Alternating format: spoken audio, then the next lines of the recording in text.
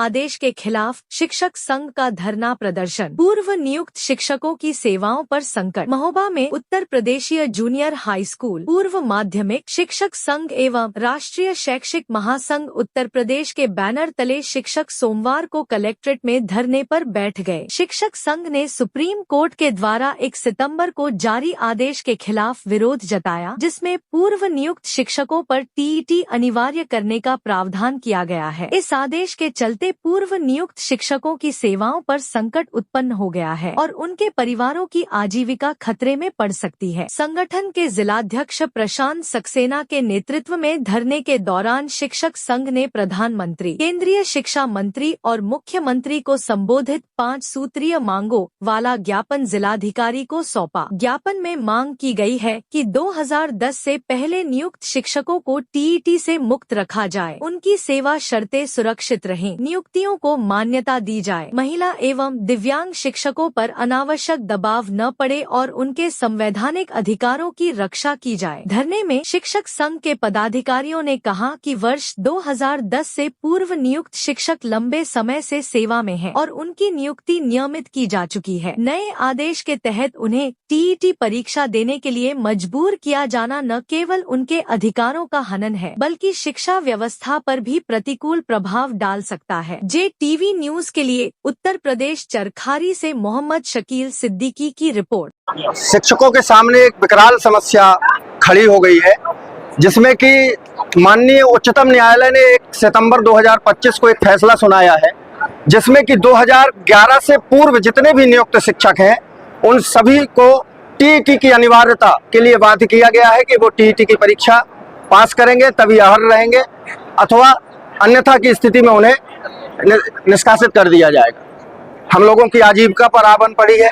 हम सभी लोग एकजुट होकर सरकार से, माननीय प्रधानमंत्री जी से, माननीय केंद्रीय शिक्षा मंत्री जी से और माननीय मुख्यमंत्री जी से बार बार ये ज्ञापनों के माध्यम से और इस संघर्ष के माध्यम से मांग करते हैं कि वो इस फैसले के खिलाफ या तो अध्यादेश लाके इस कानून का बदलाव करें अथवा एनसीटीई के नियमावली में परिवर्तन करते हुए जो ये 23 धारा में परिवर्तन है, 2017 में जो सरकार ने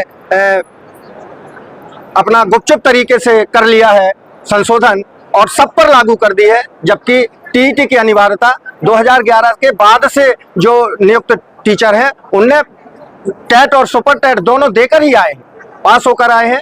तो ऐसे शिक्षकों का अब आजीविका का संकट है। इसलिए उत्तर प्रदेशी पूर्व माध्यमिक जूनियर हाई स्कूल शिक्षक संघ के बैनर तले आज हमने अपने संगठन की ओर से आवाज बुलंद की है कि सरकार के कानों तक ये आवाज पहुंचे।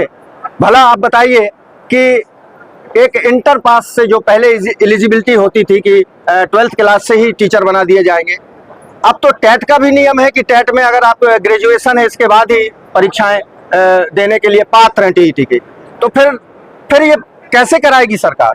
तो ये केवल तमिलनाडु और केरल ही पार्टी थी, इसमें पूरे देश पे एक साथ लागू कर दिया गया है। हम इस टीईटी की अनिवार्यता के फैसले से असहमत हैं। माननीय उच्चतम न्यायालय का हमारी नज़र में सम्मान है और हमें विश्वास भी है कि वही पुनर्विचार याचिका से अथवा स्वयं संज्ञान लेके इस आदेश को वापस लेगी और हमारे इन बुजुर्ग और हम बिना टीईटी नॉन टीईटी के जो शिक्षक हैं उन पर जो ये संकट आया है उनसे ये टल जाएगा और हम लड़ेंगे, जीतेंगे और ऐसे आंदोलन आगे भी होते रहेंगे। हम लखनऊ भी जाएंगे, हम दिल्ली भी जाएंगे और यहाँ किसी भी टूर्नामेंट के हो जाने के बाद आप नए टूर्नामेंट में तो कोई भी नियम परिवर्तित कर सकते हैं।